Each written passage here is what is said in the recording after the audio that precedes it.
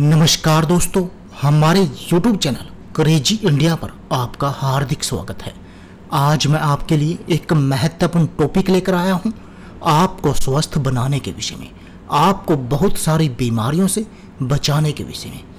Arthritis, asthma, पुरानी खांसी, सिर दर्द को जड़ से खत्म कर देता है कंटकारी।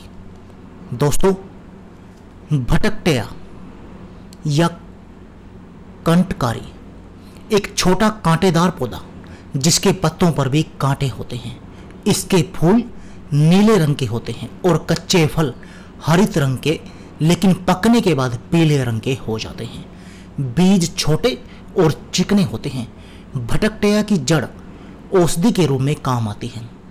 यह तीखी, पाचन शक्तिवर्धक और सूजननाशक होती है और पेट के रोगों को दूर करने के लिए एक रामबाण की तरह काम करती हैं। यह प्राय पश्चिम भारत में शुष्क स्थानों पर पाई जाती है। यह पेट के अलावा कई प्रकार की स्वास्थ्य समस्याओं में उपयोगी है। तो आइए दोस्तों जानते हैं दवा बनाने की विधि। दवा बनाने के लिए सामग्री कि आपको क्या क्या सामग्री चाहिए। पहला, भटकटेया की जड़ का काढ़ा 20 से 40 ml, भटकटेया के पत्तों का रस 2 से 5 ml और भटकटेया का पंचांग।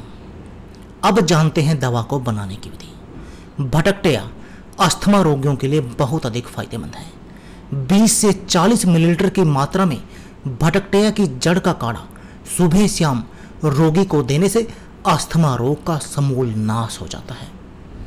इसके पत्तों का रस 2 से 5 ml की मात्रा में सुबह शाम रोगी को देने से अस्थमा रोग ठीक हो जाता है। भटकटेया के पंचांग को छाया में सुखाकर और पीसकर चूर्ण बनाकर छान लें।